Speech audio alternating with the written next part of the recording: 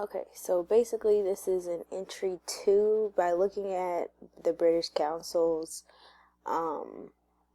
like ranking of how their classes work. This is about an intermediate ESL class. The lesson lasts 100 minutes. It has a warm up and I think 4 tasks. Yeah, 4 tasks, an extension if it says if you feel it's appropriate, and then a cool down, which is basically a follow up or a wrap up to conclude. So, the point or the aim of this lesson is to develop students' abilities to write and comment on social media. As I would think that this would be something that would be later, even though this is entry 2 or access 3, I would think that this would be a more advanced level because it's more advanced types of communication. And as this is a writing thing, I feel like the lesson is could be more directed towards more advanced English students than something like this, because writing on here is a more personal level. It does include creative writing, so I can see why they put it for entry 2, to let them get their own personal feel of how to respond to things in like a family and friendly manner.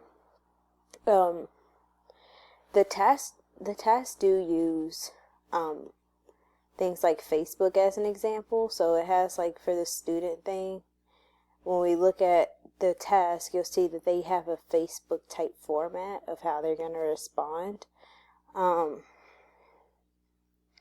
So let's see.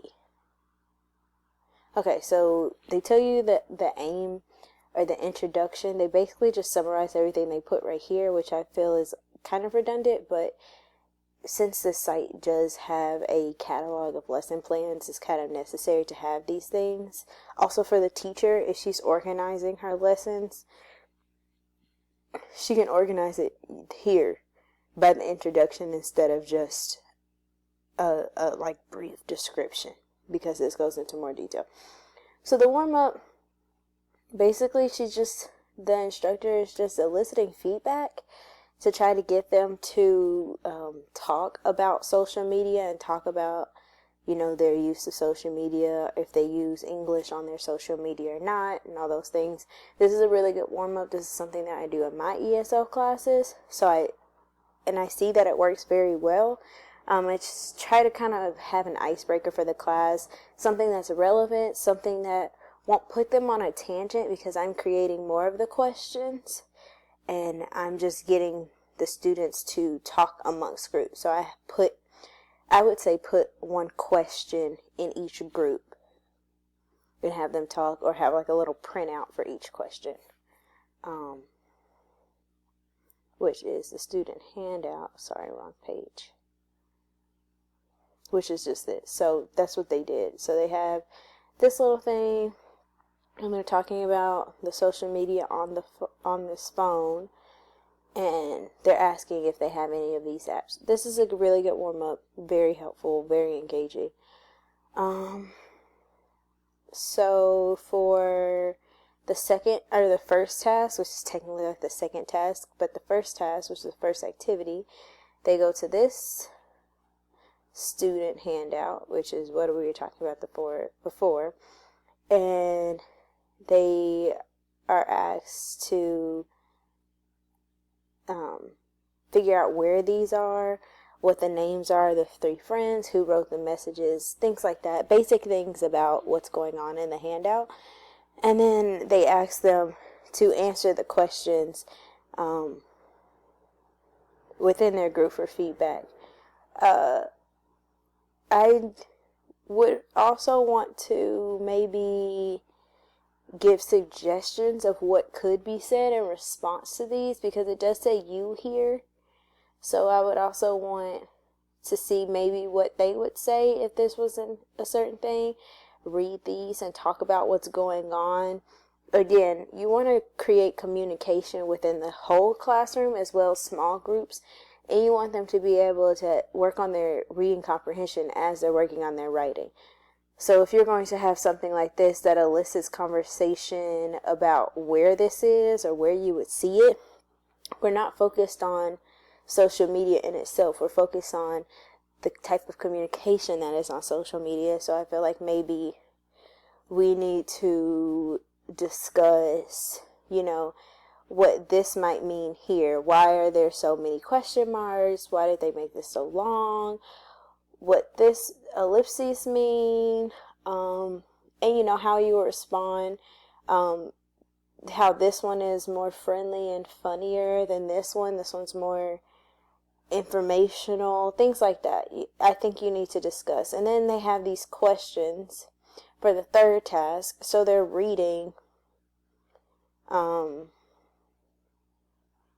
What are they doing? And again, this is all one task. This is all one thing, all one activity. They just separate in different handouts. So for this first task, so after they complete reading task 1, which is those short responses, they need to answer the questions to check their answers with the partner. So in my class, personally, I like to get them to talk amongst themselves about the answers, talk about what's going on, like I said, and then when they go to answer it by themselves, checking with a partner, if one gets it wrong, that conversation will be open more, because they can say, remember we discussed this. That conversation will have already been started and being in gear, so when they answer the questions on their own and they might be confused, or they're doing peer review for their answers, we can see where they went wrong based on if they followed the conversation that they were having, if they had reading comprehension areas, if they just didn't remember, they just didn't understand the core concept of what was going on. So yeah, this is where they talk about the jokes and the feedback. So after they read, they create conversation. But the conversation here, they do all of this after they read. They talk about what's going on and have attention to features after they answer the questions. It seems like, to me, they read it, reread it, or they read it, answered the questions, reread it, and talked about it. I would have switched these, read it, talk about it, and then answer the questions while skimming through to find your answers or whatever you may want to do with that part. Okay, so this is when they finally go into task 2, which is actually commenting. And task 2, they just ask you to imagine these people and see their responses and then ask for suggestions. So the teacher is going to ask for suggestions of like what each person would say and tell them the right responses in the boxes. So they're finally replying. They're finally actually practicing their writing. Ask them to correct other people's messages. So if they see some spelling, grammar in their partner's things, or it doesn't have the same sense of like diction or whatever, you can help them, fix that part. This is the peer review for writing. It's kind of like an open rubric type thing because social media is so open in spelling. People don't tend to correct each other as much. So I think that you should explain that too, but also say that spelling is still important as you are practicing English. It's important to understand what can be said in what discourse and whatnot.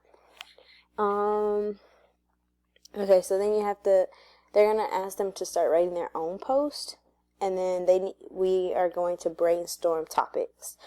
So, you can do it on a piece of paper, or you can do it on the handout that they gave here, which is 5. So these are little topics. So this is like, this handout here for 4 is just us brainstorming and going through the other tasks that we're doing. So this is just a sheet of paper telling them what they're going to be doing, which you can hand it out if you like. You don't have to. I like to write everything on the board so that they can look up and see it, and then they keep their eyes focused on what's important. So if we're not in groups, they can look up and suddenly say, oh, it's right there. Other than having a lot of pieces of paper around them, something like this, they're not going to take home and use it again because it's just informative. Something like this, they may look at it and be like, oh, that's something that how you respond to this. But I think this right here is kind of redundant. This can just be put up on a whiteboard or a PowerPoint. So yeah, again, before you're going to hand these out, and they're going to write their own things. So they have different versions of Task 3, which is the writing a message. So they have NiceNet, which lets you join a class and create your own postings. And then they have this other thing, which is to distribute the handout. So this one was a piece of paper, and the other one was distribute a handout. And then I think also, yeah, so they have to give it to another student. Instead of handing it to another student, I think a cool thing would be is to shuffle them, right? And do it like that. Or if everyone does have social media or a phone, I want them to be able to actually do it on their app. So you could have a Facebook page for the classroom, and everyone posts their thing there.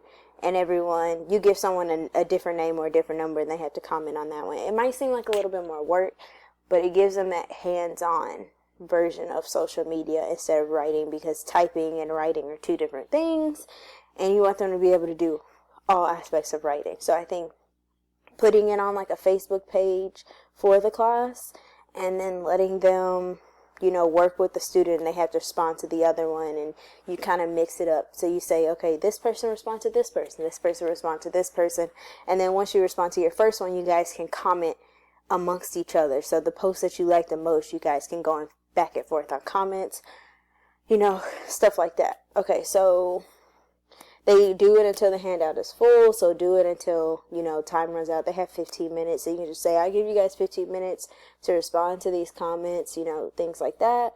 And then, it also says give fast writers an extra handout. I would say if you finish and you've responded to 3 posts, then go and create another post, something more interesting, another topic, and you can do that. Another thing I would think of doing is, if you do have a Facebook page for the class, post an article on the page as the extension for the next part, as the extension. Post an article on the page, have them read it. Something short, something not too much, because you only have about 10 minutes.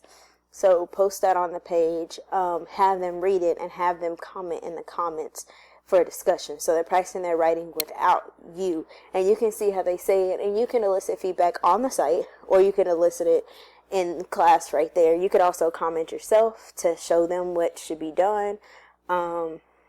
Tell them not to plagiarize, so work on having their own individual responses.